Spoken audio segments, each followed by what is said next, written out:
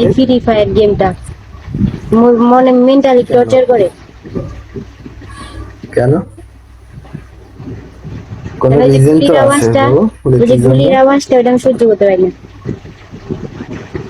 Sound বেশি দিবে কেন? কেন তোমার রুমের পাশে কেউ খেলে নাকি? রুমে কেউ খেলে? আমার এই ছোট ভাই জন্য খেলে, মানে জাহিদ হোসেন এই জন্য তো রাগ হবে, স্বাভাবিক। মিস্টার রানা হল তার। কারণ তোমার পরিবারে একজন খেলা করে, এই জন্য তোমার রাগ হয়। অল টাইম খেলে তো।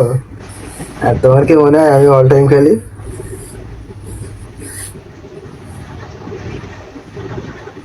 ওই অল তো টাইম খেললে কাজে যাবো কখন, আর অল টাইম খেলবো কখন, আর এই কথা বলবো কখন, না বা আর খাইবো কখন, আর ঘুমাইবো কখন?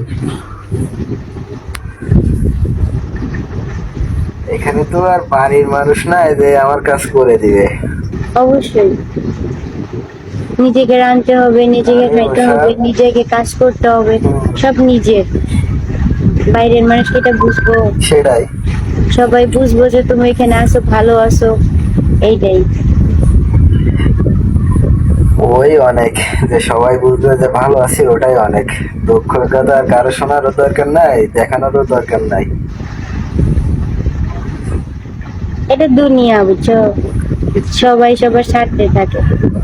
আজ তোমার কাছে টাকা আছে, আজ তোমার কাছে সব আছে, টাকা নাই কেউ নেই তোমার। নিজে একটা জিনিস শোনো, নিজে হ্যাপি থাকলে, নিজের কাছে যদি তুমি হ্যাপি থাকো, কোনোদিন নিজে ছোট করবে না, তাহলে ভালো থাকবা। অবশ্যই। সাইফুল ওয়েলকাম। নিজেকে নিজে ছোট করবা যে আমি এত খারাপ, এত নিচে আছি, এত কষ্ট করছি, আমার দিন ভালো যাচ্ছে না, তখনই কষ্ট লাগবে। আর যদি অবশ্যই। তুমি নিজে মনে করো যে আমি হ্যাপি আছি, যেমন আছি ভালো আছি, তাহলে কষ্ট এতটা লাগবে না। আমি চিন্তা করি কি সবসময় জানো, হ্যাপি আসলে আমাদের তো কি হাত টাকা পা পয়সা তো আছে। সবকিছু না, সবসময় হলো কি হ্যাপিনেসটা সব থেকে জরুরি। হ্যাপিনেস থাকলে তোমার ফেসের উপর সেটা ভাই উঠবে। তুমি হ্যাপি থাকবা, তুমি সুস্থ থাকবা। তুমি ডিপ্রেশনে থাকবা, তোমার জীবন চাই। ডিপ্রেশনে কেন থাকবা, আনন্দে থাকবা সবসময়। অবশ্যই। আমি একটা আনন্দ। জিনিস কিভাবে জানো, আমাদের তো হাত পা আছে, সবকিছু আছে, ভালো আছে, সবকিছুই ভালো আছে, পরিবার আছে। আর যাদের হাত নাই, পা নাই, চোখ নাই, তাদের অবস্থা কেমন? তাদের আমি এই অবস্থা কেমন? জিনিসটা তারা ভাবি। তো নিজে কাজ করেও খাইতে পারে না। আমরা, হ্যাঁ, আমি এই জিনিসটা ভাবি যে আমরা মনে করি আমাদের থেকে অসুখী আর কেউ নাই, কিন্তু যাদের হাত নাই, পা নাই, চোখ নাই, তাদের অবস্থা কেমন? অবশ্যই। ওয়েলকাম স্ট্রং ভাইয়া। এই জিনিসটা ভাবি আমি। এই জন্য আমি নিজেকে নিজে কোনো সময় দেখি না যে আমি এত কষ্টে আছি, আমার দিন এমন ভাবে যাচ্ছে। সব সময় কষ্ট থাকলে যেভাবে আছি আলহামদুলিল্লাহ। আল্লাহর কাছে কইতে হবে, আল্লাহ তুমি আমাকে সুস্থ রাখছো। আলহামদুলিল্লাহ কইতে হবে, দেখবা তুমি ভালো আছো। যেভাবে আছি, যত কষ্টেই আছি, আলহামদুলিল্লাহ। হম। জীবন মানে যুদ্ধ। জীবন যতদিন আছে পেটের জন্য সবকিছু করতে হয়। পেটের জন্যই তো দৌড়াদৌড়ি, এত কিছু। এটির জন্য করতে হয়, পরিবারের জন্য করতে হয়, নিজের জন্য পরিবারের তো জন্য, না করলেও পরিবারের পেটের পরিবারের জন্য জন্যই তো করা করতে লাগবে। হয়। নিজের পেটের জন্য, পরিবারের পেটের জন্য। নিজের টেনশন আমি করি না, দেখো এই কিন্তু পেটের পরিবারের জন্য টেনশন মানুষ তো চুরি করাই লাগবে। ডাকাতি চিন্তায় যা আছে সবকিছু করে, এই পেটের দায়। আর কি? এটাই তো দুনিয়ায়, তো এটাই পেটটা তার না বেশি আর থাকলে কি। দুনিয়া ঠান্ডা। এই এর জন্য বিদেশ থেকে যা দেখি, মালয়েশিয়া থেকে তা যেটা দেখি, বাংলাদেশে এখন যে অবস্থা, দেখলে কেমন একটা লাগে। যেসব নিউজ দেখি, তা দেখলে মনে হয় কি এখনকার মানুষ সব মানুষ নাই, অমানুষ। হ্যাঁ অবশ্যই। পৃথিবীর মানুষ বলে কেউ পৃথিবীর কাউকে মনে শ্রেষ্ঠ করে না। সৃষ্টি হচ্ছে মানুষ। এই যে সেই মানুষের মনে করো একজন হসপিটালে গেছে, সে ক্রিটিক্যাল অবস্থা, মরার মতো। এখন ডক্টর বলবে আগে টাকা জোগাড় করো, তারপর আমরা চিকিৎসা করবো, তার আগে ওই হবে না।